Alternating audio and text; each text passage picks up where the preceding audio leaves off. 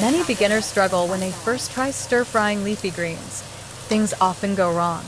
Perfectly good green vegetables can turn dark and dull, losing their vibrant emerald hue to a drab gray, making them look unappetizing when served. The texture might be off, or they might taste bitter. Seasoning is often a gamble, with salt levels fluctuating wildly because it's hard to gauge the right amount. The trickiest part is often judging doneness. Cook them too long, and they turn limp and soggy, releasing a pool of water and losing all their crispness. Cook them too briefly, and you risk undercooking, leaving them with a raw, harsh taste that irritates the throat. In reality, stir-frying greens isn't a complex technical skill. Once you know the right tricks, it's incredibly simple. Today, I'll share a foolproof home-style recipe for one of the most popular dishes. Choy sum, flowering bok choy, stir-fried with minced garlic. The result is tender, crisp, and flavorful, retaining a vibrant green color throughout without turning dark. It tastes sweet and refreshing, with no bitterness or excess wateriness. There are 3 key secrets: proper preparation of the greens, heat control throughout the process, and the timing of adding salt. You don't need fancy seasonings or special tools. A standard home wok and spatula will do. Even if you're a complete kitchen novice, simply follow these steps, and you can create a garlic choy sum dish that rivals what you'd get at a restaurant. Let's start by prepping the choy sum. First, trim off the tough, woody ends of the stems and remove any outer leaves that are old or yellowed. If the stems are thick, slice them lengthwise down the middle. This ensures even heat distribution so they cook uniformly. Rinse the prepared greens thoroughly in clean water a couple of times to wash away any dust or impurities trapped in the crevices. Crucially, make sure to drain off all surface moisture completely after washing. This step is vital. If wet leaves hit the hot oil, they will steam in their own juices rather than stir-fry properly.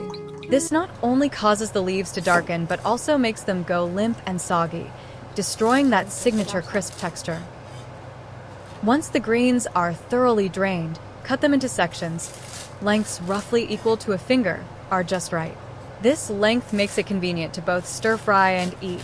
You won't have to struggle to bite through a long, unwieldy stalk, making the dining experience smoother and more refined.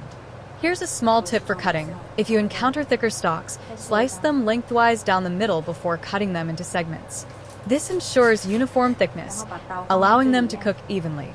You avoid the issue where the stalks remain undercooked while the leaves turn mushy, resulting in a more consistent texture. For a home-style dish, there's no need for perfect precision. Roughly even lengths will do. Once everything is cut and set aside, prepare your minced garlic, and you're ready to start cooking.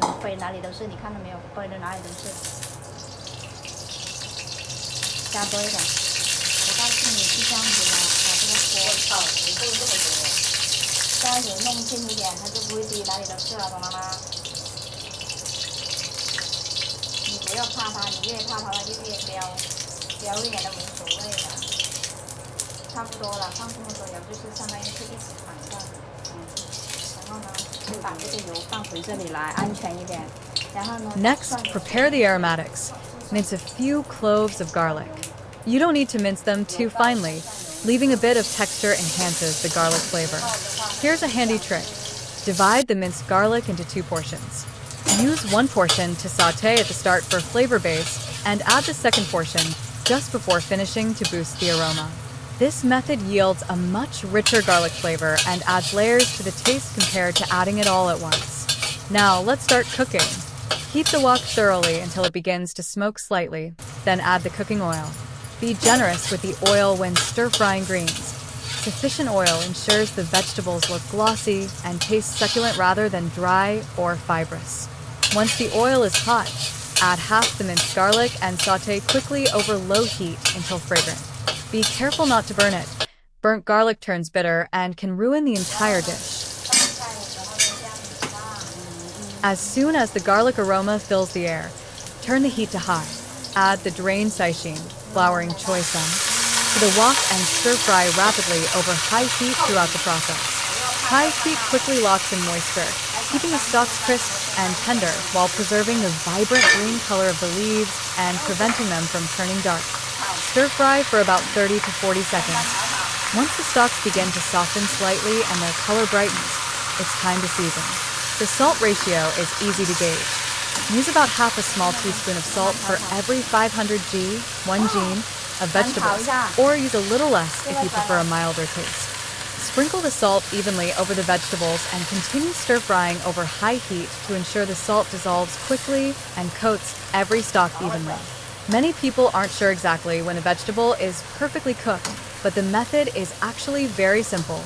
Look for the stems to turn translucent and yield easily when pressed with a spatula.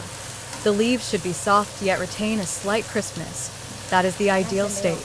At this point, the texture is crisp, tender, and sweet.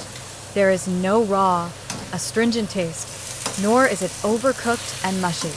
Once cooked, add the remaining minced garlic and stir-fry quickly for just 5 or 6 seconds. This releases a burst of garlic aroma, then immediately turn off the heat and plate the dish. There is no need to add a drop of water or any extra seasonings throughout the process. Relying on just salt and garlic allows the vegetable's natural sweetness to shine through. As you can see, the finished dish is a vibrant emerald green, no darkening at all. It offers a crisp, tender texture with a subtle garlic aroma and the vegetable's inherent sweetness.